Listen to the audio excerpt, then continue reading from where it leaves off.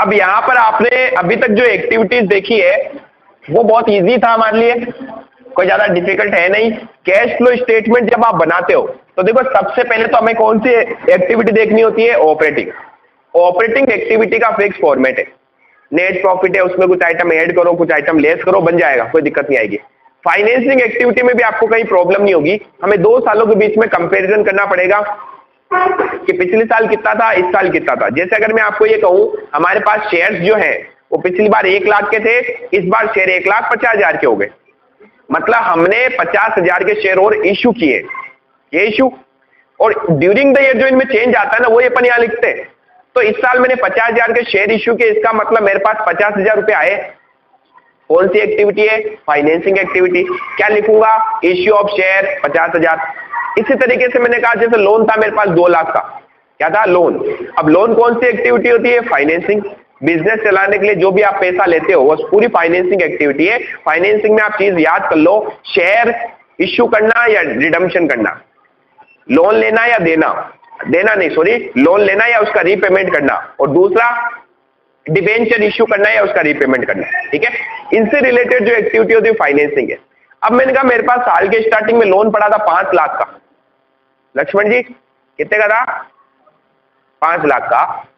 साल के एंड में वो हो चुका है 3 लाख रुपए का, यानी पिछले साल लोन 5 लाख का था, इस साल के एंड में कितना हो गया, 3 लाख का। इसका मतलब 2 लाख का क्या हुआ, आपने रीपेमेंट किया, और रीपेमेंट किया तो पैसा आया या गया आउटफ्लो। इन्वेस्टिंग फाइनेंसिंग में सिर्फ इतना देखना है पैसा आया या गया, और सोर्स आपको अगर अच्छे से आता हो तो कोई दिक्कत नहीं होगी। अब दिक्कत कहां आएगी, दिक्कत आएगी आपको इन्वेस्टिंग एक्टिविटी में। इन्वेस्टिंग एक्टिविटी में और वो वहां पर भी कहां आएगी, फिक्स एसेट्स के अकाउंट में। फिक्स एसेट पहले 1 लाख की थी फिर 2 लाख हो गई, तो यहां हम सीधा नहीं कह सकते कि सर हमने इस बार खरीदी है, क्योंकि फिक्स एसेट पर साल के दौरान डेप्रिसिएशन लगता है। फिक्स एसेट हम साल के दौरान खरीदते भी और बेचते भी हैं, आ रहा है समझ में। तो जब भी फिक्स एसेट्स की बात करेगा तो हमें फिक्स एसेट्स का अकाउंट बनाना पड़ेगा, और अकाउंट बनाकर अपने को वहां से मेनली 2, 3, 4 चीजें कैलकुलेट करनी पड़ी। कितनी चीजें, 4 चीजें। एक तो ड्यूरिंग द ईयर डेप्रिसिएशन, अगर अपन को क्वेश्चन गायब कर देता है तो डेप्रिसिएशन कैलकुलेट करने के लिए हमें बनाना पड़ सकता है क्या, फिक्स एसेट्स का अकाउंट। एसेट्स को बेचा तो बेचने से या तो प्रॉफिट हुआ होगा या लॉस हुआ होगा, वो भी एक इंपॉर्टेंट फैक्टर है, वो भी अपन को अकाउंट बनाने के बाद पता चलेगा। तीसरी चीज, हमने साल के दौरान संपत्ति खरीदी या बेची, ठीक है, वो इनमें से कोई चीज क्या करेगा, गायब करेगा, और वो चीज हमें कहां से पता चलेगी, एसेट्स का अकाउंट बना के। तो पहला पॉइंट मेरे दिमाग में आपके डालने का यह था कि हम बनाने वाले हैं एसेट्स का अकाउंट, और क्यों बनाने वाले हैं आपको पता होना चाहिए। डेप्रिसिएशन कैलकुलेट करने के लिए, एसेट्स को बेचा तो प्रॉफिट एंड लॉस कैलकुलेट करने के लिए, और ड्यूरिंग द ईयर कितने एसेट्स खरीदी या बेची उसकी जानकारी के लिए। Clear point. तो अब अपन इसलिए यहां पर सीखेंगे क्या, फिक्स एसेट्स का अकाउंट किस तरीके से बनता है, और फिक्स एसेट्स का अकाउंट भी हम यहां पर 2 तरीके से बनाते हैं। कितने तरीके से, account of fix assets, fixed assets. इसमें भी हमारे पास सबसे पहला तरीका है without provision for depreciation. Depreciation account, यानी हमें ये जो प्रोविजन फॉर डेप्रिसिएशन है इसका अकाउंट नहीं बनाना। अब ये क्यों बनता है, कब बनता है, वो सेकंड पॉइंट में अपन डील करेंगे। यहां पर अपने को सिर्फ क्या सीखना है, मशीन का अकाउंट सीखना है, जब अपन ने प्रोविजन फॉर डेप्रिसिएशन मेंटेन नहीं कर रखा हो। चलो साथ में ही सीख लेते हैं। प्रोविजन फॉर डेप्रिसिएशन का मतलब क्या होता है, क्या हुआ, प्रोविजन फॉर डेप्रिसिएशन का मतलब क्या होता है। हर साल अगर आपको पता है आप अपने एसेट्स को 2 वैल्यू पर बुक्स में शो कर सकते हो, एक होता है बुक वैल्यू और एक होता है हिस्टोरिकल वैल्यू, ऐतिहासिक मूल्य। ऐतिहासिक मूल्य क्या होता है, जिस वैल्यू पर आपने खरीदा था आप जिंदगी भर उसी वैल्यू पर बुक्स में शो कर सकते हो, it is called historical value. मैंने आज से 10 साल पहले अगर बिल्डिंग 10 लाख में खरीदी तो वो बिल्डिंग आज भी मेरी बुक में 10 लाख ही आ रही है, समझ गए। ये कौन सी वैल्यू होती है, हिस्टोरिकल। दूसरी value book value. Book value क्या कहती है, हर साल आप अपनी इस वैल्यू में से डेप्रिसिएशन लेस करो और जो वैल्यू बचे उसको शो करो, ठीक है। अब जो पहला वाला पॉइंट था, हर साल हम सेम वैल्यू पर शो करते हैं, तो क्या हमारी एसेट्स की वैल्यू कम नहीं होती है क्या, धीरे धीरे हमारी एसेट्स की वैल्यू क्या होती है, कम होती है, और एसेट्स की वैल्यू कम होना क्या कहलाता है, डेप्रिसिएशन। अब ये डेप्रिसिएशन फर्स्ट वाला मेथड कहता है आप एसेट्स का अकाउंट बनाओ, उसमें डेप्रिसिएशन कहीं लिखो ही मत। भाई अगर डेप्रिसिएशन नहीं लिखूंगा तभी तो हमारी वैल्यू हर साल बराबर आएगी, क्योंकि जैसे ही डेप्रिसिएशन लिख दूंगा हमारी एसेट्स की वैल्यू क्या हो जाएगी, कम। यानी अगर आपको अपने एसेट्स को हिस्टोरिकल वैल्यू पर शो करना है जिस पे आपने उसको खरीदा था, तो इस केस में आप क्या करते हो, इस केस में आप उस अकाउंट में डेप्रिसिएशन नहीं लिखते, लेकिन डेप्रिसिएशन लिखना तो पड़ेगा। तो कहां लिखेंगे, एक दूसरा अकाउंट आप बनाते हो, it is called provision for depreciation. यानी इस केस में दो अकाउंट चलते हैं, एसेट्स का भी अकाउंट चलता है, डेप्रिसिएशन का भी अकाउंट चलता है। एसेट्स में मैं कोई चेंज नहीं करता, हर साल उसी वैल्यू पर आती रहेगी, और इस पे लगने वाला डेप्रिसिएशन हर साल कहां इकट्ठा होता रहेगा, प्रोविजन फॉर डेप्रिसिएशन। समझ गए? उस केस में हम क्या बनाते हैं, प्रोविजन फॉर डेप्रिसिएशन का अकाउंट भी बनाते हैं। लेकिन क्वेश्चन अगर आपको परमिशन देता है कि आप डेप्रिसिएशन लेस करके लिख दो, अगर क्वेश्चन कुछ नहीं कहता है ना, तो अपन प्रोविजन का अकाउंट नहीं बनाते। नॉर्मल केस में कौन सा अकाउंट बनता है, विदाउट प्रोविजन के हमारा फिक्स एसेट का अकाउंट बनता है, सारे एडजस्टमेंट उसी में करते हैं अपन। एसेट्स की वैल्यू कम करनी है वहीं से करो, डेप्रिसिएशन घटाना वहीं से घटाओ, होने के बाद जो वैल्यू बचे उस पर शो करो। क्लियर हुआ पॉइंट, कि कब प्रोविजन फॉर डेप्रिसिएशन बनाना है और कब नहीं बनाना। क्वेश्चन बोलेगा, आपको घबराने की जरूरत नहीं है। अब मैं पहले कौन सा बनवा रहा हूं, यानी हम हर साल हमारी एसेट्स को बुक वैल्यू पर शो करेंगे, हर साल डेप्रिसिएशन लेस करते करते। उस केस में हमारा अकाउंट क्या बनेगा, तो इस केस में सिर्फ एक ही अकाउंट बनने वाला है, और वो कौन सा है, फिक्स्ड एसेट्स अकाउंट। ठीक है, date particular amount, date particular amount, यह फॉर्मेट रहता हमारे लेजर का। Date particular amount, date particular amount. अब ये अकाउंट किस तरीके से बनेगा, सबसे पहले हमें साल का ओपनिंग बैलेंस उठा के लाना है। साल के स्टार्टिंग में एसेट्स कितने की थी, एसेट्स नॉर्मली क्या होती है, डेबिट, तो इसका ओपनिंग का बैलेंस भी कहाँ आएगा, डेबिट। यहां लिखना पड़ेगा मुझे टू बैलेंस बीडी। ये कौन सी वैल्यू आती है, ओपनिंग वैल्यू। ठीक है, ओपनिंग इधर आ गई तो क्लोजिंग कहां आएगी, यहां पर by balance CD, closing value. साल के एंड में क्या बचा, ठीक है, जैसा हमने लास्ट टाइम अकाउंट बनाया था, ट्रेड पेबल ट्रेड रिसीवेबल, वैसे इसका अकाउंट बनाना है। ओपनिंग में क्या था, यहां आ गया, क्लोजिंग में क्या है, यहां आ गया। अब साल के दौरान एसेट्स में क्या क्या चेंजेस आ सकते हैं। पहला चेंज, हम साल के दौरान और मशीन खरीद सकते हैं, खरीदेंगे तो हमारी एसेट्स बढ़ेगी, बढ़ेगी तो एसेट के डेबिट में लिखूंगा, और क्या लिखूंगा, टू कैश। ये हमने क्या किया, खरीदा साल के दौरान, एसेट्स बढ़ गई। साल के दौरान एसेट्स बेची, बेची तो क्या होगा, कम होगी, कम होगी तो कहां लिखूंगा, बाय में, बाय कैश सेल। अब जैसे हम सेल करते हैं तो यहां पर 2 पॉइंट और अराइज होते हैं, क्या, बेचा है तो प्रॉफिट एंड लॉस भी तो हुआ होगा। ठीक है, प्रॉफिट एंड लॉस भी इसी अकाउंट में लिखा जाता है। अगर बेचने पर प्रॉफिट हुआ तो कहां लिखता हूं मैं, बाई साइड में लिखता हूं, क्या लिखूंगा, by profit and loss account, it is called profit on sale. अगर लॉस हुआ तो अपन टू साइड में लिखते हैं। ठीक है, क्या लिखेंगे, to loss on, sorry, to profit and loss account, और ब्रैकेट में आ जाएगा लॉस ऑन सेल। एक मिनट, मैंने थोड़ा उल्टा लिखा दिया, सॉरी। प्रॉफिट होने पर इधर आता है, लॉस होने पर इधर आता है। पी एंड एल डेबिट कब होता है, जब लॉस होता है। बाय लिखा मतलब पी एंड एल डेबिट हुआ। ठीक है, एसेट्स बेचने पर अगर लॉस हुआ तो कहां आएगा, बाई साइड में, बाय पी एंड एल लिखूंगा, और अगर एसेट्स बेचने पर प्रॉफिट हुआ तो कहां आएगा, टू साइड में, टू पी एंड एल लिखूंगा। ठीक है, वापस से सुनना, सबसे पहले ओपनिंग बैलेंस लिखा, क्लोजिंग बैलेंस लिखा, खरीदी एसेट्स टू में आया, बेची एसेट्स बाय में आया, बेचा तो इस पे प्रॉफिट एंड लॉस हुआ होगा। अब साल के एंड में इन एसेट्स पर क्या लगा होगा, डेप्रिसिएशन। वो डेप्रिसिएशन से हमारी एसेट्स बढ़ेगी या कम होगी, कम हो जाएगी, तो कहां लिखूंगा, बाय डेप्रिसिएशन। यही अगर हमारा ये वाला पॉइंट होता, प्रोविजन फॉर डेप्रिसिएशन वाला, तो सिर्फ ये डेप्रिसिएशन जो है ये यहां नहीं आता, ये प्रोविजन के अकाउंट में जाता। यही पॉइंट था हमारा। ठीक है, जो अब मैं वो कराऊंगा आपको। अब क्वेश्चन क्या करेगा आपको पता है, वो इनमें से कोई भी चीज मिस कर सकता है। क्या क्या गायब कर सकता है, ओपनिंग क्लोजिंग बैलेंस में से कोई एक वैल्यू गायब कर सकता है, खरीदी कितनी बेची कितनी वो गायब कर सकता है, प्रॉफिट एंड लॉस गायब कर सकता है। ये मिसिंग वैल्यू अपन यहां से कैलकुलेट करेंगे, बाकी सारी चीजें वो दे देगा आपको। क्लियर है पॉइंट? ये बन गया हमारा किसका अकाउंट? फिक्स एसेट्स का अकाउंट। ठीक है, इसका मैं आपको दे रहा हूं एक एग्जांपल, ठीक है, जो आपको अभी सोल्व करना है।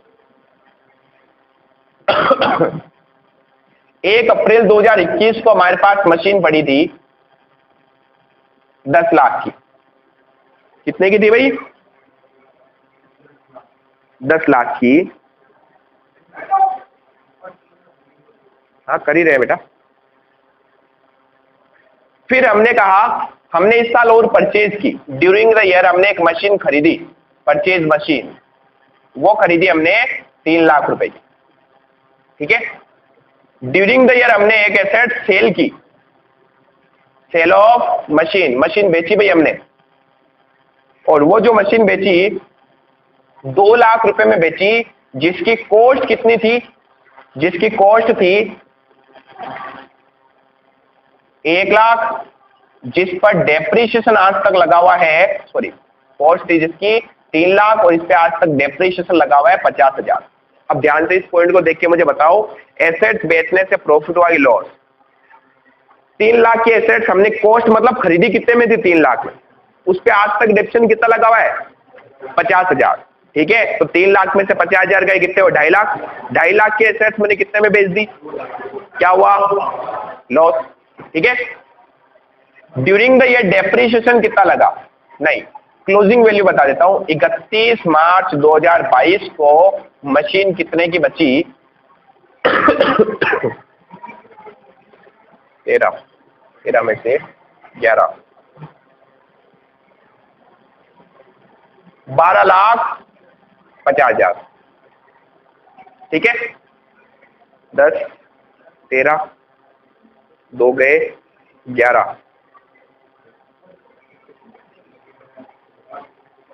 ठीक है, अब आपको निकालना क्या इसमें? आपको निकालना है इस साल का डेप्रीशिएशन कितना था ड्यूरिंग द ईयर। निकाल सकते हो? देखो जैसे मैंने डेप्शन मिस किया, क्वेश्चन कुछ और गायब कर सकता था। क्वेश्चन डेप्रीशिएशन देके पूछ सकता था परचेज कितना हुआ, है ना? क्वेश्चन बाकी चीजें देके पूछ सकता था सेल कितनी हुई। क्लियर? तो क्वेश्चन कुछ भी पूछ सकता, हमें अकाउंट बनाना आना चाहिए कौन सी चीज कहा जाएगी। फटाफट कैलकुलेट करके। अब देखो एक मैंने इस क्वेश्चन में चेंज करवाया, इधर नेल 12.5 लाख को मैंने 9,50,000 करवा दिया था। अब इसी क्वेश्चन को सेम अपन यहाँ पर बना रहे हैं। ठीक है, फॉर्मेट मेरे पास बना हुआ है पूरा, इसी फॉर्मेट में मैं वैल्यू पुट करूंगा, नहीं तो चलो वापस पूरा बनवाता हूं। हमें बनाना है यहाँ पर मशीन का अकाउंट। किसका अकाउंट बनाना है भाई? Machine account, machine account. और पता है ज्यादातर ये कौन सी वैल्यू मिस करता है क्वेश्चन में? ये परचेज और सेल मिस करता है। या तो परचेज गायब करेगा या सेल गायब करेगा, वो आपको निकालनी है। और सेल भी लगभग आपको दे देता, ज्यादातर क्या गायब करता? परचेज। ठीक है, निकालना इसी फॉर्मेट से ही अपन को। Date particular amount, date particular amount. सबसे पहला काम है ओपनिंग बैलेंस लिखना है। 1 अप्रैल 2021 को ओपनिंग में हमारे पास क्या था? टू बैलेंस बीडी 10 लाख रुपए थे। अब एक एक करके पॉइंट्स पढ़ते हैं। मशीन परचेज की, मशीन इंक्रीज हुई, इंक्रीज हुई कहाँ आएगा? 2 में। क्या लिखूंगा? टू कैश ब्रैकेट में परचेज। कितने की परचेज की? 3 लाख। फिर हमने क्या किया? एक मशीन सेल की, मशीन सेल की तो कहाँ आएगा? बाई साइड में, बाई कैश ब्रैकेट में सोल्ड। कितने में बेची? वैल्यू दे रखी है 2 लाख। ठीक है, अब जैसे हम एसेट्स बेचेंगे तो सबसे पहला पॉइंट क्या आएगा? बेचने पर प्रॉफिट एंड लॉस अकाउंट।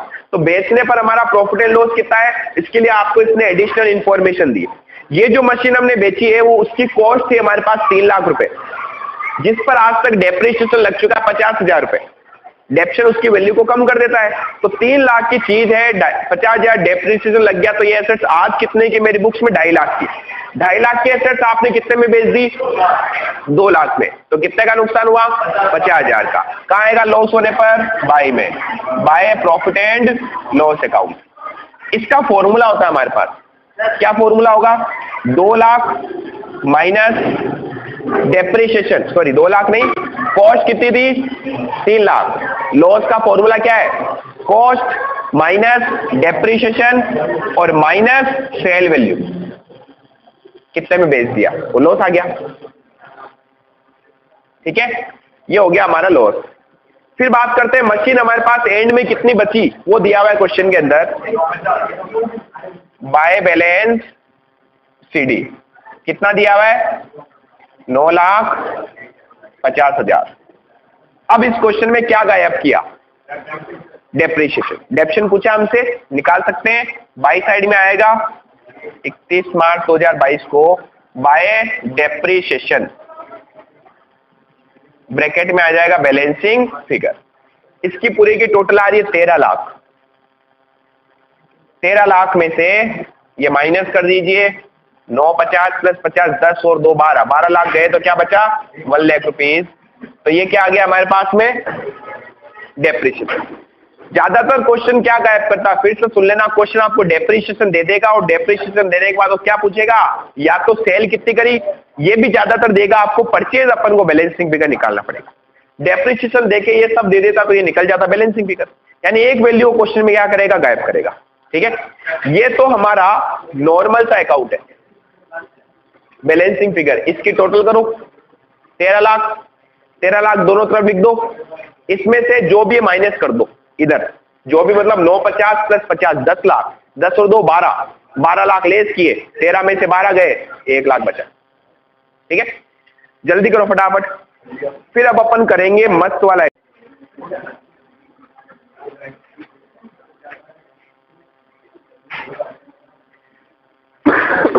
अब देखो ये बहुत इजी अकाउंट था। अब जो पॉइंट समझा रहा हूं उसको ध्यान से सुनना। अगर कभी अपने को क्वेश्चन प्रोविजन फॉर डेप्रिसिएशन के साथ में फिक्स अकाउंट बनाने के लिए कहे तो आप किस तरीके से बनाओगे। हमने आज तक डेप्रिसिएशन जो है वो कहां लिख रखा होगा, उस केस में प्रोविजन फॉर डेप्रिसिएशन। हम मशीन के अकाउंट में या फिक्स एसेट्स के अकाउंट में कभी भी डेप्रिसिएशन नहीं लिखते। तो जब आप प्रोविजन फॉर डेप्रिसिएशन का अकाउंट बनाते हो और एसेट्स का अकाउंट बनाते हो तो सबसे बड़ी दिक्कत आती है जब हम एसेट्स बेचते हैं। क्या दिक्कत आती है, एसेट्स बेचते हैं तो एसेट जब भी आप बेचोगे तो सबसे फर्स्ट उस एसेट पर आज तक जो भी डेप्रिसिएशन है ना वो कहां पड़ा होता है पता है, प्रोविजन के अकाउंट में पड़ा होता है। हमें 2 अकाउंट बनाने, एक तो एसेट्स का, एक प्रोविजन का। उस एसेट को जिसको हमने बेचा उसके ऊपर लगने वाला आज तक का डेप्रिसिएशन कहां पड़ा होता है, प्रोविजन फॉर डेप्रिसिएशन में। हमें वहां से वो डेप्रिसिएशन उठाना है और सबसे पहले उस एसेट के अकाउंट में ट्रांसफर करना है, पहला काम। उसके बाद हम देखेंगे इस एसेट्स को बेचने से प्रॉफिट हुआ या लॉस हुआ, बाकी पूरा मेथड ऐसे ही चलेगा। अच्छा, डेप्रिसिएशन जो लगेगा वो कहां लगेगा, इस अकाउंट में नहीं लगेगा, वो लगेगा डेप्रिसिएशन के अकाउंट में। क्लियर। मैं सपोज कीजिए, पहले तो आपको अकाउंट बनाना सिखा देता हूं। अब मैं बी वाला पॉइंट करवा रहा हूं आपको, विदाउट की जगह क्या जाएगा, विद प्रोविजन फॉर डेप्रिसिएशन। अच्छे से देखना, नहीं तो बेटा ये हो जाएगा बाउंस।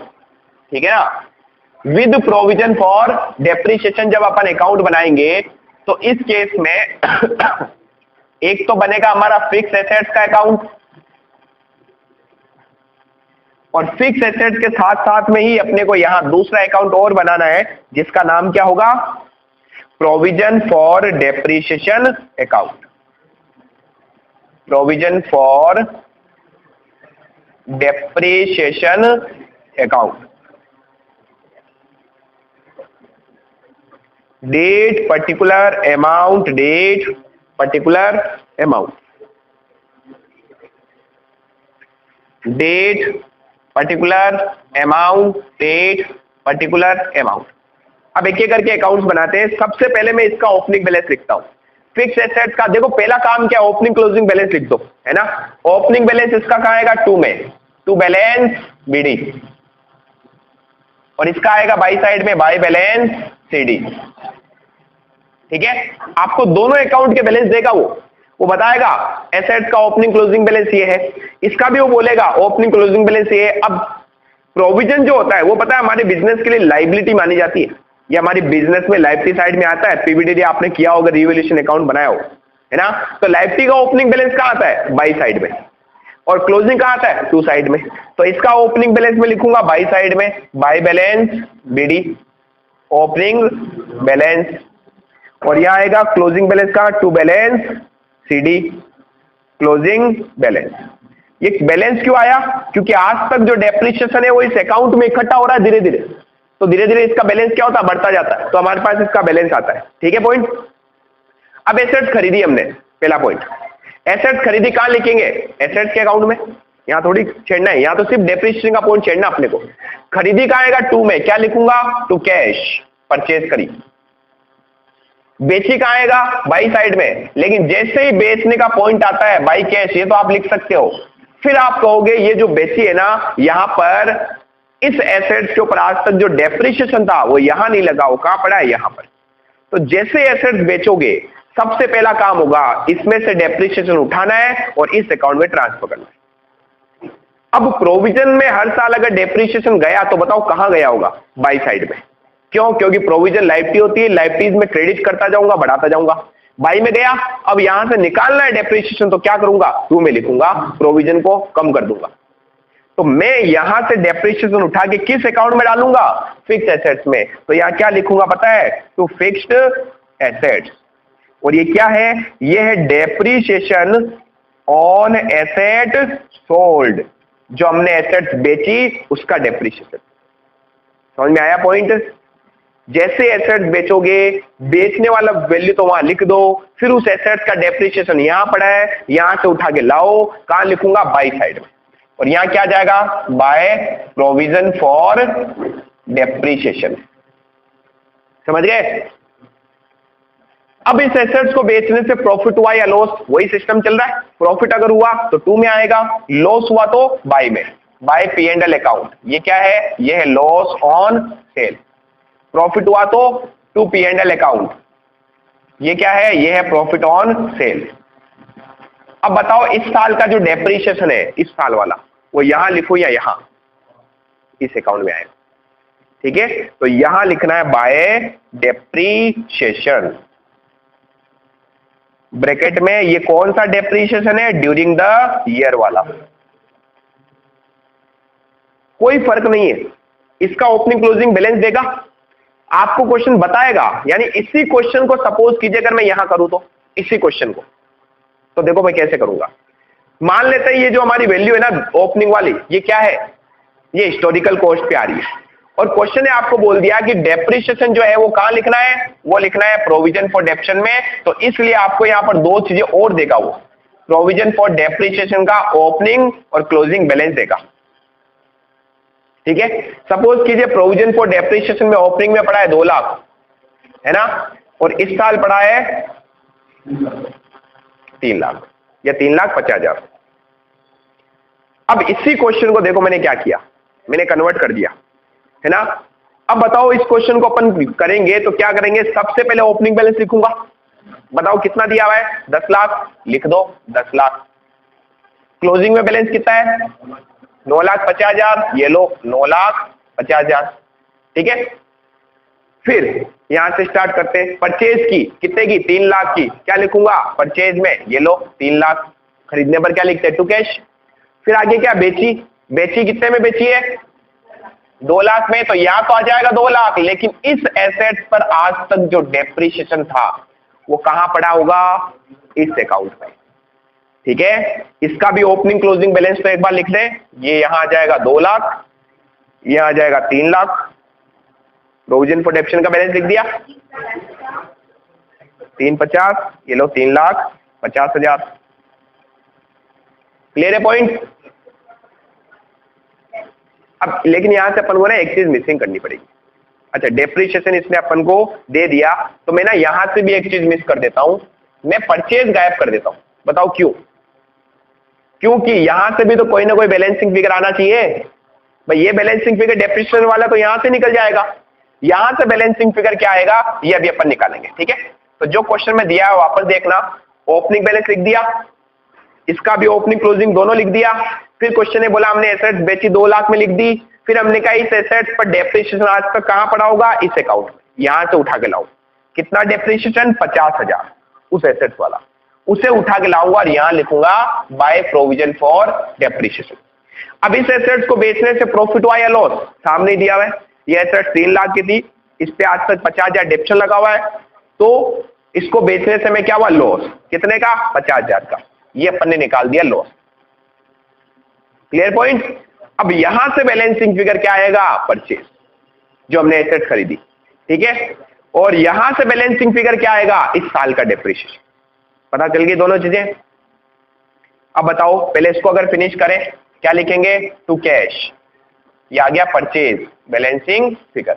कितनी आई देखो इसकी टोटल, 9, अच्छा यहाँ 50,000 ये लो, 9 + 50 10 11 12 लाख 50,000, 12,50 में से 10 लाख गए तो कितने बचे, 2,50,000। ये हमारी इस साल की परचेज आ गई, ठीक है। फिर यहाँ आते हैं, ओपनिंग क्लोजिंग बैलेंस तो दिया हुआ ही है, एसेट जो बेची उस पे डेप्शन 50,000 दिया हुआ ही है, तो इस साल का डेप्रिसिएशन कितना होगा, इस साल का डेप्शन होगा 4 लाख, 4 लाख में से ये 2 लाख लेस किए तो क्या गया, 2 लाख। इजी है। तो यहां और उसमें फर्क क्या था, कोई फर्क नहीं था, सिर्फ एक पॉइंट ये था कि जो एसेट बेची उसका डेप्शन यहां पड़ा, उसको यहां से यहां ले आओ, और डेप्रिसिएशन यहां नहीं लगाने की जगह यहां लगाना, बस, ठीक है। ऐसा एक क्वेश्चन दूंगा, अब आपको करना है।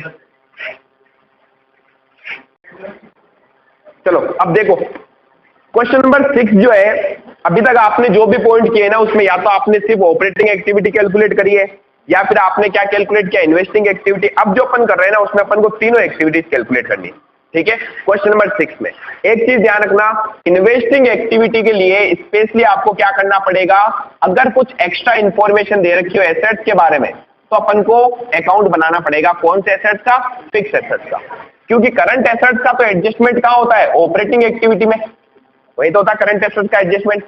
फिक्स एसेट्स का भी अपन अकाउंट्स क्यों बनाते हैं, हम मेनली एक तो ये पता लगाने के लिए कि डेप्रिसिएशन कितना लगा, ये मिसिंग हो सकता है, या एसेट्स की परचेज या सेल मिसिंग हो सकती है, या फिर परचेज और सेल के ऊपर प्रॉफिट और लॉस मिसिंग हो सकता है।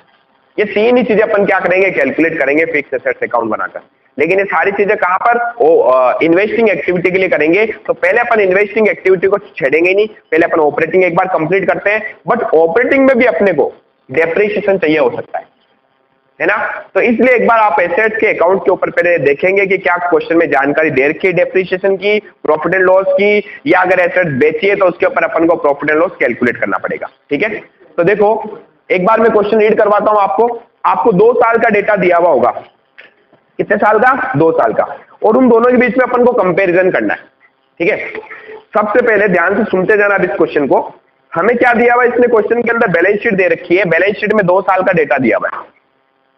Non current assets, non current में फिक्स एसेट्स, और फिक्स एसेट्स में टेंजिबल एसेट्स। ये टेंजिबल ही होती है जो अपन फिक्स एसेट्स बार बार यूज लेते हैं। फिक्स एसेट्स में किसका अकाउंट बनाता हूं मैं, टेंजिबल एसेट्स का। टेंजिबल एसेट्स पहले मेरे पास 2016 में 10,20,000 की थी, फिर मेरे पास 12,40,000 की हो गई। तो इसको देखने से तो क्या पता चल रहा है, हमने इस साल एसेट्स खरीदी होगी, ठीक है। यहां पर अपने को डेप्रिसिएशन की कोई जानकारी क्वेश्चन में नहीं दे रखी, ठीक है। फिर आगे चले, इनटेंजिबल एसेट्स पहले 3,80,000 थी, फिर 4,60,000 हो गई। बताओ इनटेंजिबल एसेट्स क्यों बढ़ती है, ये भी हमने खरीदी होगी। गुडविल हम खरीद सकते हैं, और पता है गुडविल, पेटेंट, कॉपीराइट यानी इनटेंजिबल एसेट्स खरीदना कौन सी एक्टिविटी है, इन्वेस्टिंग, खरीदना। और कम होता अगर ये, तो हम ये मानते कि हमने इनटेंजिबल एसेट्स को राइट ऑफ कर दिया।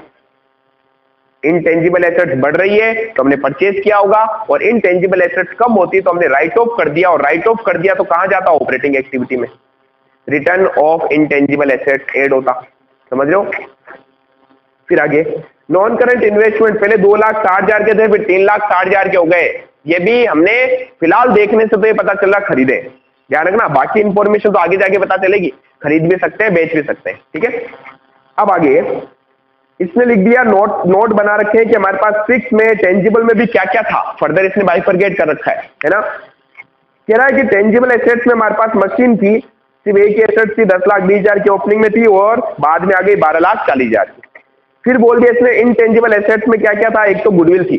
अब गुडविल देखो ओपनिंग में कितनी थी, 1 लाख, क्लोजिंग में कितनी हो गई, 3 लाख, यानी हमने इस साल 2 लाख के एसेट्स परचेज किए, ठीक है। कहां जाएगा, इन्वेस्टिंग एक्टिविटी, क्लियर। फिर आगे पेटेंट में उल्टा हो रहा है, पहले 280 था, अब 160 हो गया। पेटेंट हमने क्या किए, राइट ऑफ किए। और रिटर्न ऑफ इनटेंजिबल एसेट्स कहां जाता है, नॉन ऑपरेटिंग एक्टिविटी में ऐड होता है। क्लियर। फिर आगे, फिर इसने नॉन करंट इन्वेस्टमेंट के भी 3 पार्ट किए कि नॉन करंट इन्वेस्टमेंट में क्या क्या है। एक तो हमारे पास 10% लॉन्ग टर्म इन्वेस्टमेंट है,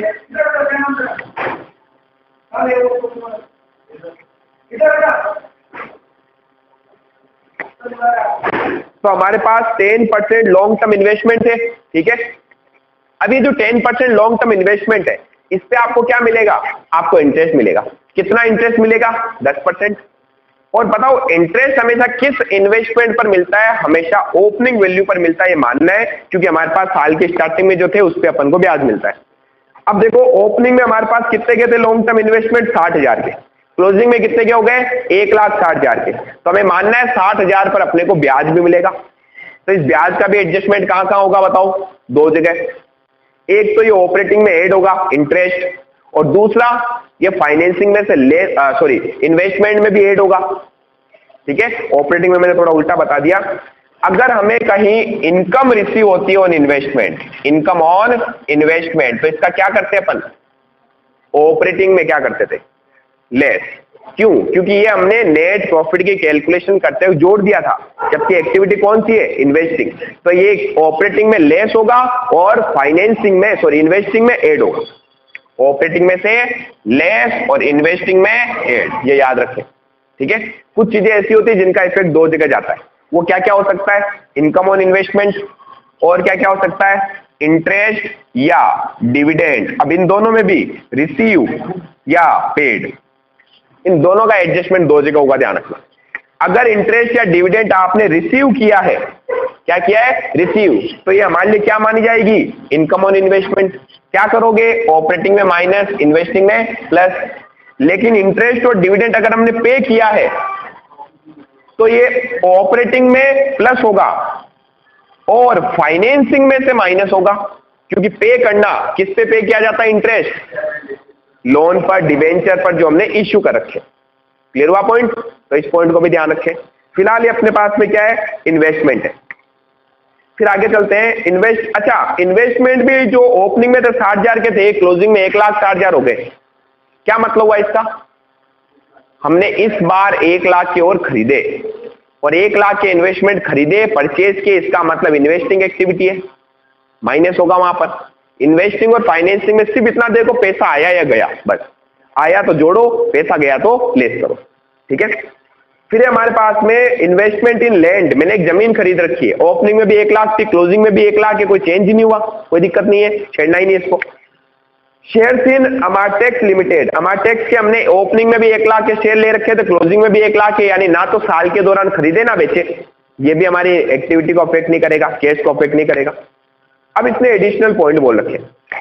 first, patent were written off to the extent of 40,000, हमने पेटेंट राइट ऑफ कर दिए। अब वहां से भी हमने पढ़ा था पेटेंट क्या हो रहे हैं, राइट ऑफ हो रहे हैं।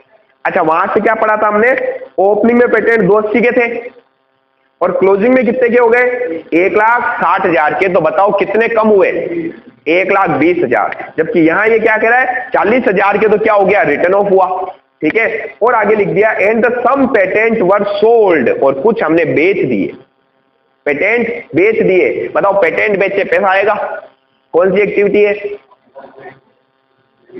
इन्वेस्टिंग, एसेट्स बेचना। अब चाहे एसेट फिक्स में टेंजिबल हो या इंटेंजिबल हो, दोनों ही एसेट बेचना कौन सी एक्टिविटी होगी, इन्वेस्टिंग। मैंने कुछ पेटेंट बेच दिए, लेकिन इसने ये नहीं बोला कितने में बेचे, इसने ये बता दिया 20,000 का उसके प्रॉफिट कमाया।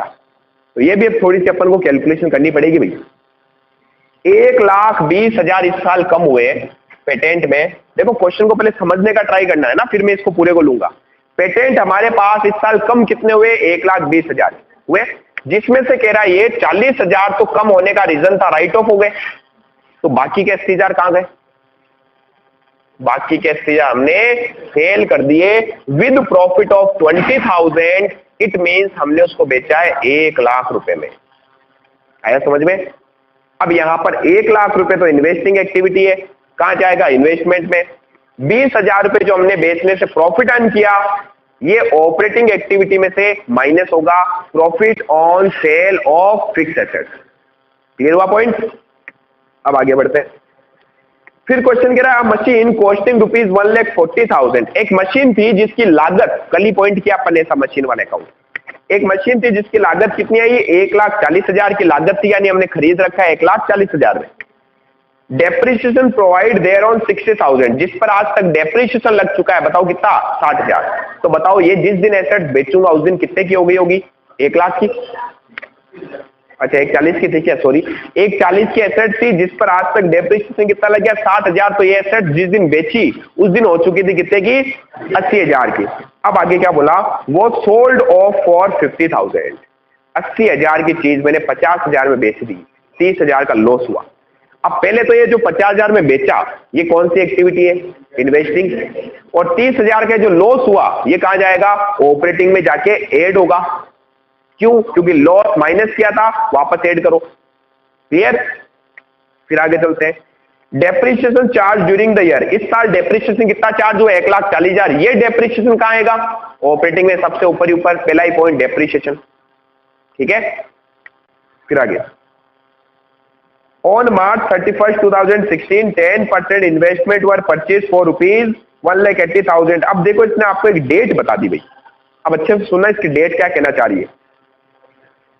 हम बना रहे हैं कब पता है?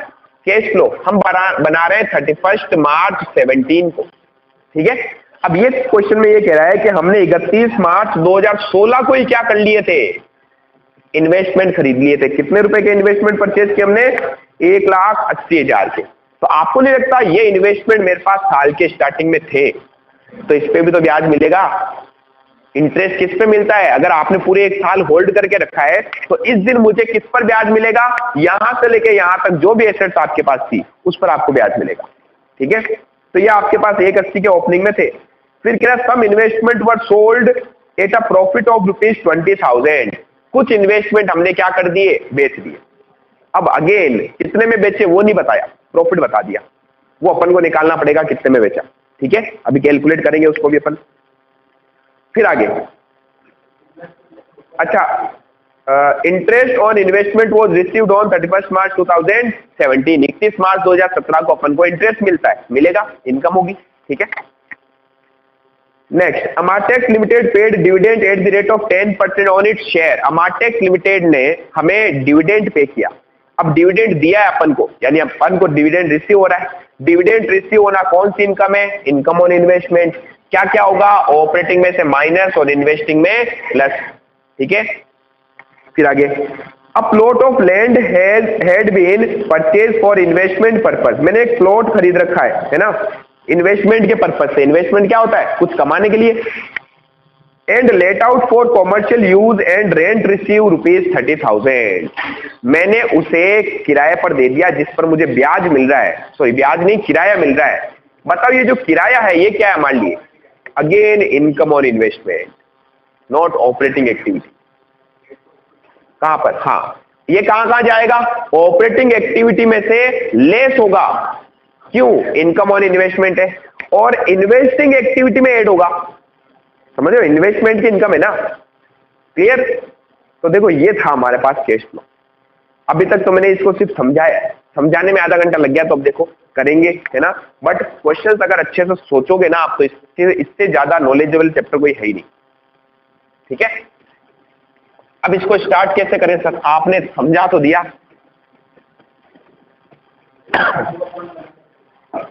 मैं इसको स्टार्ट करूंगा कैश फ्लो से। वर्किंग नोट अपन उधर करते रहेंगे। ठीक है, जो जो वर्किंग नोट आता जाएगा साथ साथ में उसको अपन करते जाएंगे। क्वेश्चन नंबर कौन सा है?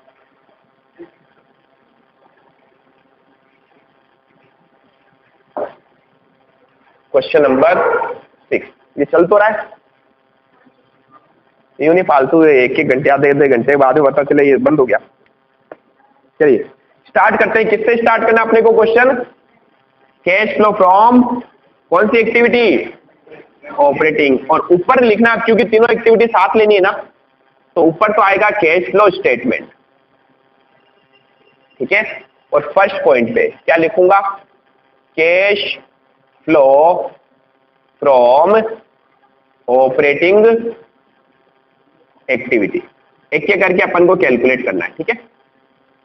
सबसे पहले ऑपरेटिंग एक्टिविटी स्टार्ट करने के लिए क्या चाहिए भाई? Net profit. कहां दिया हुआ नेट प्रॉफिट? नेट प्रॉफिट, हाँ ये क्या इसमें से नेट प्रॉफिट गायब कर दिया है क्या इन्होंने? अच्छा एक बार क्वेश्चन पढ़ते हैं। क्वेश्चन कह रहा है from the following particular of the Bharat gas limited calculate the cash flow from investing activity. अरे रे ये तो एकदम बच्चे वाला पूछ लिया अपन ने, फालतू रामायण कर। क्या पूछा हमसे? सिर्फ इन्वेस्टिंग एक्टिविटी पूछा है, ठीक है कोई दिक्कत नहीं। मैंने चीजें तो सारी समझा दी, तो हमारे माइंड में कहीं ना कहीं गया तो होगा कि कौन सी चीज कहां जाने वाली। बड़े क्वेश्चन में एक साथ आएगा। तो अब अपन को ये जो कैश फ्लो बनाना है वो कौन सी एक्टिविटी से कैलकुलेट करना है? Cash flow from investing activity. Investing activity यानी अपन को ऑपरेटिंग वाली कोई चीज नहीं देखनी। अब इन्वेस्टिंग एक्टिविटी में अपने को देखना क्या है? कैश आ रही है या जा रही है, बस इतना सोचना है। पैसा आया तो कौन सी एक्टिविटी होगी? इनफ्लो की एक्टिविटी। तो यहां पर मैं लिख देता हूं क्या? इनफ्लो, पैसा आया जो, उसको ऐड करते जाऊंगा। और यहां पर आउटफ्लो, जो पैसा गया, ठीक है। फिर लास्ट में जो अमाउंट नेट बच जाएगा वो क्या होगा? नेट कैश फ्लो, ठीक है। स्टार्ट करते हैं। बैलेंस शीट से स्टार्ट नहीं करेंगे अपन, नोट से स्टार्ट करेंगे। बैलेंस शीट में ओवरऑल वैल्यू दे रखी है, पहले नोट पे आ जाइए। मशीन बोला है, मशीन का बनाना पड़ेगा अपने को अकाउंट। क्या बनाना पड़ेगा? अकाउंट। तो सबसे पहले मैं यहां बना देता हूं working note. Working note number first. कल समझाया था अकाउंट बनाना। Machine account,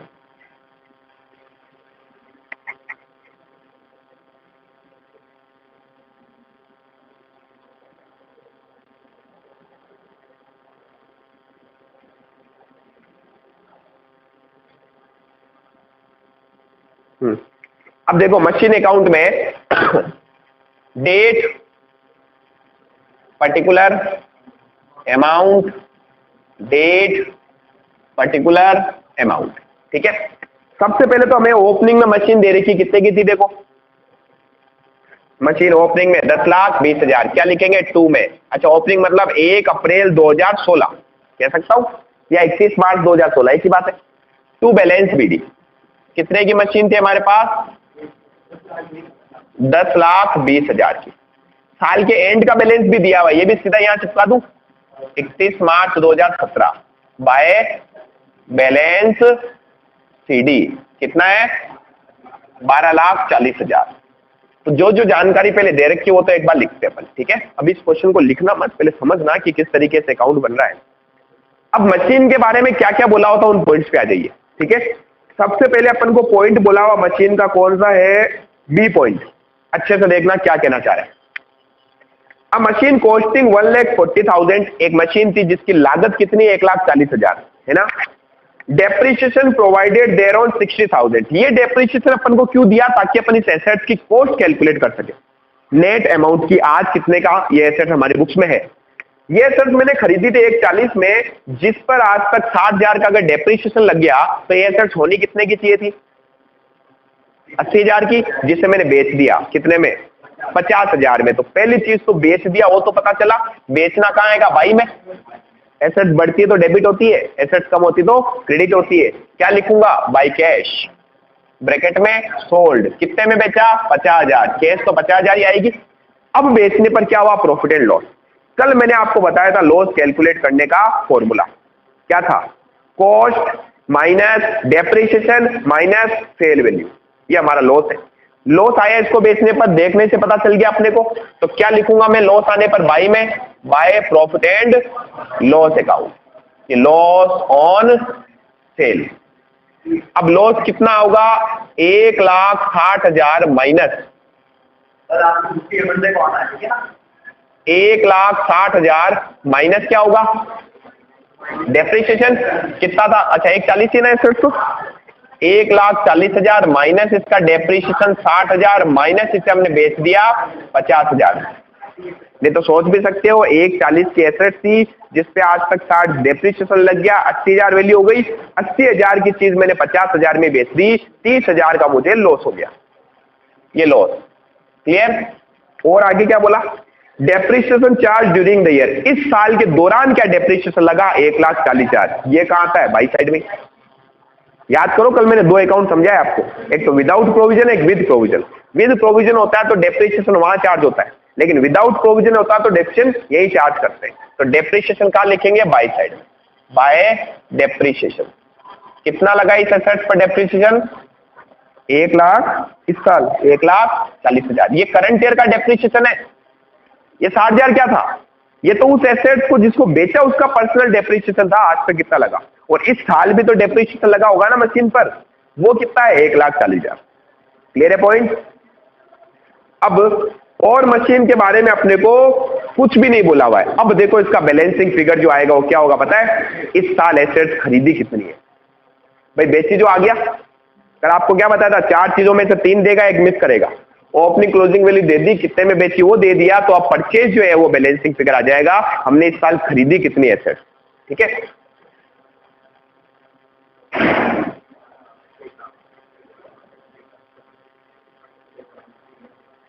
12,40,000 plus 1,40 plus 30,000 plus 50,000, इसकी आ रही टोटल 14,60,000।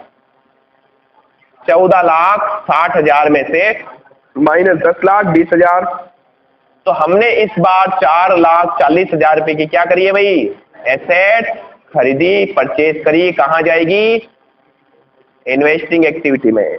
अब यहां क्या क्या आता है इन्वेस्टिंग में, इन्वेस्टिंग में आता है खरीदना और बेचना।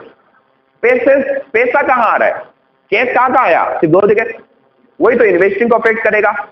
सर ऑपरेटिंग को क्या अफेक्ट करेगा, ये ऑपरेटिंग में जाएगा, लॉस। डेप्रिसिएशन ऑपरेटिंग में जाएगा, दोनों चीजें ऐड होगी वहां पर। क्लियर। यहां क्या आएगा, यहां सिर्फ इतना देखना पैसा आया या गया। अब देखो बेची तो पैसा आया, लिख दू यहां पर सेल ऑफ मशीन, कितने पैसे आए भाई, 50,000। ठीक है, खरीदी भी है, तो नेक्स्ट परचेज ऑफ मशीन, खरीदी तो पैसा गया, गया तो आउटफ्लो हुआ 4,40,000।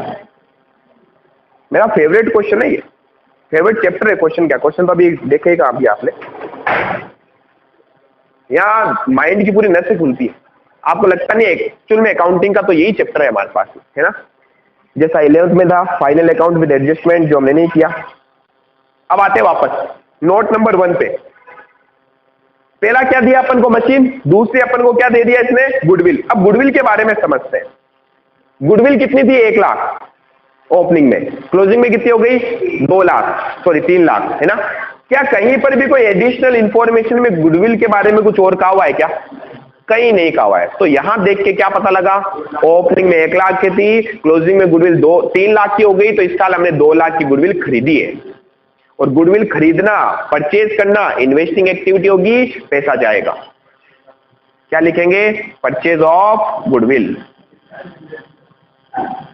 बेटा अगर सेल्स जनरेटेड होती तो आपने गुडविल में पढ़ रखा है टाइप्स ऑफ गुडविल, जहां पर हमने पढ़ा गुडविल 2 टाइप की होती है, सेल्स जनरेटेड और purchase goodwill. Self generated goodwill वो गुडविल होती है जो हमने खुद बनाई होती है, जिसे पुस्तकों में नहीं दर्शाया जाता। यानी अगर सेल्स जनरेटेड होती है तो बुक्स में आती नहीं। क्लियर, तो डेफिनेटली परचेज गुडविल है। अच्छा क्वेश्चन था, ऐसे से पूछते रहा करो। अच्छा कितने की खरीदी हमने इस बार, 3 लाख माइनस 1,00,000, कितने हो गए, 2 लाख। ठीक है, फिर आगे बढ़ते। पेटेंट आ गया, और पेटेंट के बारे में उधर अपने को मातापोड़िया दे रखी है भी। और जब मातापोड़ी दे रखी है तो पता क्या करना पड़ेगा, उसका भी अकाउंट बनाना पड़ेगा। क्या बनाना पड़ेगा, अकाउंट। तो ये भी तो फिक्स एसेट्स ही है, बस फर्क ये है इस पे कभी भी डेप्रिसिएशन नहीं लगता। तो फिर क्या लगता है? क्या इंटेंजिबल एसेट्स की वैल्यू कम नहीं होती, होती है, रिटर्न ऑफ होती है। डेप्रिसिएशन का ही दूसरा नाम क्या है, रिटर्न ऑफ। रिटर्न ऑफ क्यों करते हैं अपन, क्योंकि हमें लगता है उसकी वैल्यू कम हो गई। और डेप्रिसिएशन क्या होता है, हमें लगता है डेप्रिसिएशन में फिक्स एसेट्स की वैल्यू कम हो गई। ठीक है, चलते सबसे पहले पेटेंट का ओपनिंग बैलेंस 2 में आएगा, टू बैलेंस बीडी 2,80,000। ठीक है, फिर क्लोजिंग में बाय बैलेंस सीडी 1,60,000। हाँ, अब बताइए क्या बोला अपन को, फर्स्ट पॉइंट कह रहा 40,000 में रिटर्न ऑफ कर दिए। रिटर्न ऑफ किए तो एसेट बढ़ी या कम हुई, कम हो गई। तो एसेट बढ़ने पर डेबिट में लिखता हूं, कम होने पर क्रेडिट में लिखता हूं। और रिटर्न ऑफ करने का मतलब है कहां डाल दूंगा, P&L अकाउंट में। डेप्रिसिएशन जहां जाता है ना P&L में, वैसे ही रिटर्न ऑफ भी क्या है, लॉस है, तो इसको मैंने कहां डाला होगा, प्रॉफिट एंड लॉस अकाउंट में। कितना राइट ऑफ हुआ, 40,000। नेक्स्ट हमने 20,000 के प्रॉफिट में बेच दी। अच्छा बताओ प्रॉफिट जो है एसेट्स पे कहां आता है, 2 में या बाई में? बेचने पर प्रॉफिट 2 में आता है। उधर देखो लॉस हुआ बाई में लिखा था, प्रॉफिट होगा 2 में आएगा। क्या लिखूंगे यहां पर, 2 profit on sale of patent. कितना प्रॉफिट हुआ, 20,000 का। ठीक है, क्या और कुछ बोला हुआ है क्वेश्चन में अपन को? कहां लिखा हुआ सोल्ड? नहीं, वो तो भी आ जाएगा बैलेंसिंग फिगर। इसके अलावा अपने को पेटेंट के बारे में और कुछ नहीं बोला हुआ है। तो बताओ बैलेंसिंग फिगर किधर आ रहा है? पता, अगर बैलेंसिंग फिगर 2 में आता तो परचेज होता, बाई में आएगा तो सेल है। और देख लो कितने में बेची अपन ने। वैसे इस चीज को ना अपन बिना अकाउंट बनाए डायरेक्टली भी कैलकुलेट कर सकते थे ना। कैसे भाई, ओपनिंग में 280 था, क्लोजिंग में 160 हो गया, कितना कम हुआ, 1,20,000 का कम हुआ। 1,20 में से क्या हुआ, 40,000 तो राइट ऑफ हो गया, तो कितना बचा, 80,000। 80 की चीज मैंने बेच दी कितने में, 20,000 का प्रॉफिट जोड़कर। तो कितने में बेचा होगा, 1 लाख में। देखो 1 लाख क्या आएगा, अभी करते हैं, 3 लाख। 3 लाख में से दोनों चीजें लेस करो, क्या आएगा, 1 लाख। 3 लाख में से 2 लाख गए, क्या आया, 1 लाख। आप चाहो तो इसको डायरेक्टली भी कैलकुलेट कर सकते थे, ठीक है, वो भी लिखवा दूंगा अभी मैं यहाँ। तो by cash sold balancing figure कितना, 1 लाख। ठीक है, अब इसी को अगर अपन नॉर्मल वर्किंग नोट में कैलकुलेट करें तो, और हमें जानना है कितने में बेचा। कैसे निकालेंगे, पहले तो निकालेंगे डिक्रीज कितना हुआ, टोटल डिक्रीमेंट। टोटल डिक्रीमेंट कितना हुआ, टोटल डिक्रीमेंट हुआ 280 की चीज थी ओपनिंग में, माइनस 1,60,000 की बची, तो कितने कम हो गए, 1,20,000। इसमें से माइनस कर दो, राइट ऑफ कर दिया मैंने 40,000, तो मैंने क्या कर दिया था, राइट ऑफ। तो बाकी की जो एसेट मैंने बेची उसकी कॉस्ट, यानी ये क्या है, कॉस्ट ऑफ सेल, जो बेचा ना उसकी कॉस्ट क्या है, यानी मेरी बुक्स में वो कितने की है, 80,000 की। इससे मैंने ऐड किया 20,000 रुपए का क्या, अपना प्रॉफिट, और मार्केट में इसे मैंने क्या कर दिया, सेल। तो ये आ गई हमारी सेल वैल्यू। कितने में बेचा, 1 लाख। पैसा तो 1 लाख आया। अब बताओ इसमें से कैश कहां कहां अफेक्ट हुई, सिर्फ एक जगह, बेचा। बेचा, पैसा आया तो कहां लिखूंगा, इन्वेस्टिंग एक्टिविटी। क्या लिखूंगा, सेल ऑफ पेटेंट। अच्छा, इनके लिए आप नंबर डालना, working note number first, machine. यहां पर भी एक, जिसके 5 नंबर से कम है। चलो अब देखो, नेक्स्ट हमारे पास में हमने एसेट बेची कितने की है, 1 लाख की वैल्यू लिख दी। कैसे वैल्यू अपन कैलकुलेट करके लाए वो भी अपन को लिखना है। वर्किंग नोट नंबर फर्स्ट में ही आ गया, और ये जो अपन ने सेल करी ये भी कहां से अपन ने निकाला, वर्किंग नोट नंबर फर्स्ट से। पेटेंट कहां से निकाला अपन ने, वर्किंग नोट नंबर सेकंड से। ये लिखना अपने को, उसको बताना वैल्यू कहां चाहिए, ध्यान रखना, ऐसे नंबर नहीं देगा वो आपको। अब आगे चलते हैं, पेटेंट का भी हो गया। अब हमारे पास है नॉन करंट इन्वेस्टमेंट, कहां पे, 1 लाख रुपए। अब हमारे पास में इन्वेस्टमेंट, नॉन करंट इन्वेस्टमेंट, ये भी तो इन्वेस्टिंग एक्टिविटी होती है। इसमें दो जो इन्वेस्टमेंट है ना, लैंड और शेयर्स वाले, वहां तो कोई चेंज ही नहीं आया, तो ना तो मैंने खरीदा ना बेचा। लेकिन जो इन्वेस्टमेंट 10% वाला था लॉन्ग टर्म, उसमें कुछ चेंजेस आए, है ना। उसके बारे में इसने बोल रखा है कहां पर, पॉइंट नंबर सी में। अकाउंट बना ले या डायरेक्टली सोचने का ट्राई करोगे, डायरेक्टली सोच लोगे, चलो सोचते देखें। ओपनिंग में हमारे पास थे कितने के, वर्किंग नोट नंबर में बना रहा हूं 4, थर्ड, ये working note number 2। Non current investment की बात कर रहे हैं, नॉन करंट इन्वेस्टमेंट, और उसमें भी क्या, 10% लॉन्ग टर्म इन्वेस्टमेंट। ये हमने पैसा जो इन्वेस्ट किया उस पर अपन को इंटरेस्ट मिलेगा कितना, 10%। ये हमारे पास ओपनिंग में पड़े थे भाई, कितने के पड़े थे, 60,000 के। है ना। फिर अब ध्यान से देखो इसमें क्या क्या हुआ, पॉइंट पढ़िए। पॉइंट नंबर है हमारे पास कौन सा, सी। 10% इन्वेस्टमेंट वर परचेज फॉर ₹1,80,000। हमने ओपनिंग में ही इसी दिन परचेज कर लिए। क्या कर लिए, परचेज। कितने के खरीदे, 1,80,000 के। अच्छा परचेज के तो पैसा गया होगा वो तो हाथों हाथ ही लिख दे, ये लो, purchase of 10% long term investment. ये तो क्वेश्चन ही दे दिया आपने को, कितने में खरीदे हमने, 1,80,000 में।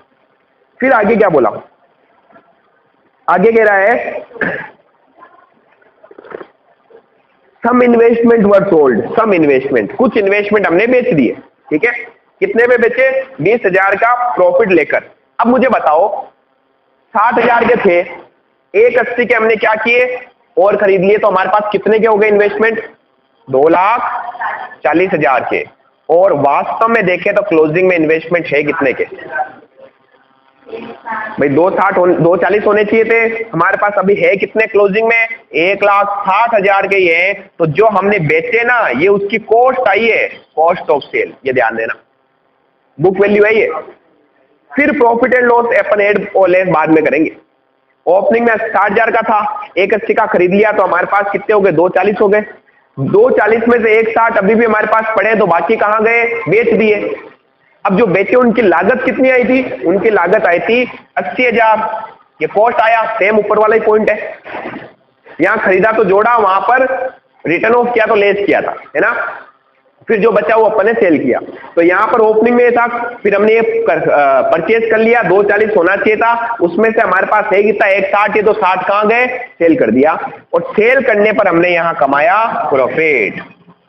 कितने का प्रॉफिट अर्न किया, 20,000 का। तो कह सकता हूं इसको हमने बेचा कितने में, 1,00,000 में। ये आ गई हमारी सेल वैल्यू, ठीक है। सेल किया, पैसा आएगा, sale of 10% long term investment. कितने, 1,00,000। अभी खत्म नहीं हुआ ये तो लॉन्ग टर्म की इसकी बात थी, ठीक है। इस पे ब्याज भी तो मिलेगा, इंटरेस्ट मिलेगा कि नहीं मिलेगा, मिलेगा। अच्छा इंटरेस्ट जो मिलेगा वो किसके ऊपर मिलेगा, अच्छा हमने बेचे कब थे, उसकी तारीख दे रखी है आपको, देखो आगे 31 मार्च 2016 को तो हमने परचेज किए हैं, ठीक है। Interest on investment was received on 31 मार्च 2017। 31 मार्च 2017 को अपने को ब्याज मिला, 31 मार्च 2017। अब बताओ इस दिन अपने को किसके ऊपर ब्याज मिला होगा, जो उस दिन हमारे पास थे इन्वेस्टमेंट। 31 मार्च 2017 को हमारे पास इन्वेस्टमेंट कितने के थे, 1,60,000 के। तो ब्याज भी तो 1,60,000 पे मिलेगा आपको, कितना, 10%। तो इस दिन में क्या लिखूंगा, इंटरेस्ट रिसीव। अच्छा इसमें और भी कॉम्प्लिकेटेड हो सकता था, बट कॉम्प्लिकेटेड हुआ नहीं। क्यों नहीं हुआ, क्योंकि डेट नहीं दी इसमें। डेट इसमें किस चीज की नहीं दी आपको, कि हमने बेचे कब है, इसकी डेट नहीं दी, इसलिए हमने सीधा बोल दिया कि भाई लास्ट में जितने बचे उस पर ब्याज मिल जाएगा, बात ही खत्म। लेकिन यहां पर एक क्वेश्चन अगर डाल देता कि किस तारीख को बेचा है, तो फिर माथा बड़ी लंबी होती। फिर मैं निकालता 60,000 ओपनिंग में पड़ा था, इसका ब्याज अलग, फिर जो खरीदे उसका ब्याज अलग, और जो बेचे वो कब बेचे उसका ब्याज अलग। समझ गए, इसने क्वेश्चन में आप थोड़ा सा इजी बना दिया आपके लिए, है ना। हम सीधा कहेंगे हमारे पास जो बचा उसके ऊपर अपन को ब्याज मिलेगा। और क्या बचा हमारे पास इस दिन, 1,60,000 के इन्वेस्टमेंट थे, जिस पर कितना परसेंट बोला, 10%, कितना हो जाएगा, 16,000 हो गया। अब आते हैं आगे, इन्वेस्टमेंट इन लैंड और शेयर्स में तो अपन ने कुछ किया नहीं, परचेज और सेल, है ना। पॉइंट पढ़ते हैं एडिशनल की, सारे पॉइंट हो गए क्या। पहला पॉइंट पेटेंट का बोला, हो गया। दूसरा मशीन का बोला, हो गया। तीसरा बोला इस इन्वेस्टमेंट का, ये भी अपन ने पूरा कर लिया, ब्याज भी निकाल लिया इसका। फिर आगे लिखा अमार्टेक्स लिमिटेड पेड डिविडेंड 10%। अमार्टेक्स लिमिटेड ने डिविडेंड दिया, डिविडेंड मिला अपने को, इनकम है, इनकम ऑन इन्वेस्टमेंट, पैसा आया, डिविडेंड रिसीव, डिविडेंड रिसीव। कितना, 1,00,000 के इन्वेस्टमेंट हमने कर रखे थे, जिसके ऊपर अपने को 10% डिविडेंड मिलेगा, दिया हुआ है, कितना, 10,000। फिर आगे इसने एक चीज और बोल दी कि हमने कुछ जमीन खरीद रखी थी इन्वेस्टमेंट पर्पज से, जिस पर मुझे किराया मिला, तो ये भी तो हमारी इनकम ऑन इन्वेस्टमेंट ही होगा, किराया मिल रहा है अपने को, तो ये भी कहाँ आएगा, यहां पर क्या लिखेंगे, रेंट रिसीव। रेंट कितना मिला, रेंट रिसीव 30,000, 30,000। अब जाकर ये हमारी जो है इन्वेस्टिंग एक्टिविटी जो है क्या हुई है, समाप्त। ये सब जोड़ेंगे, इसमें से सारी चीजें क्या करेंगे, लेस, तो ये जो आएगा ये होगा नेट कैश फ्लो। अच्छा, इनफ्लो हो रहा है कि आउटफ्लो हो रहा है वो देख लो, लिखना पड़ेगा ना, इनफ्लो है कि आउटफ्लो, पैसा आया है कि गया ज्यादा है। 50,000 plus 1 lakh plus 1 lakh plus 16,000 10,000 और 30,000, 3,06,000, उसमें से गया ज्यादा है भाई, माइनस में आ गया अपन को, 440 माइनस 2 लाख माइनस 1 लाख 80,000, 5,14,000, 24 कैसे आया,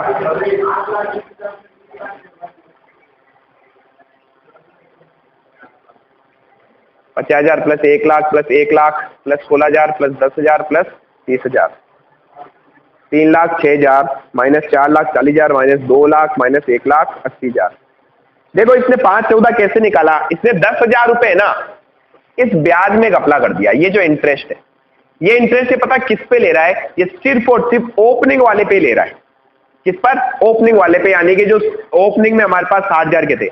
ऐसा सिर्फ तब पॉसिबल है अगर ये क्वेश्चन में यहां पर ये लाइन डाल देता, कौन सी वाली लाइन, कि जो इन्वेस्टमेंट हमने खरीदे वो 31/16 लिखा, तो हमने मान लिया ओपनिंग वाले भी थे हमारे पास। तो अब यहाँ पे एक काम करो, वहां 17 कर लो कि 31 मार्च 2017 को खरीदे, तो हम ये मान लेंगे हमारे पास ओपनिंग में सिर्फ 60,000 के क्या थे, इन्वेस्टमेंट थे। ठीक है, तो अगर यहाँ 60,000 के इन्वेस्टमेंट थे, उसके ऊपर अपन को ब्याज कितना मिलेगा, 10%, कितना होगा, 6,000। ठीक है,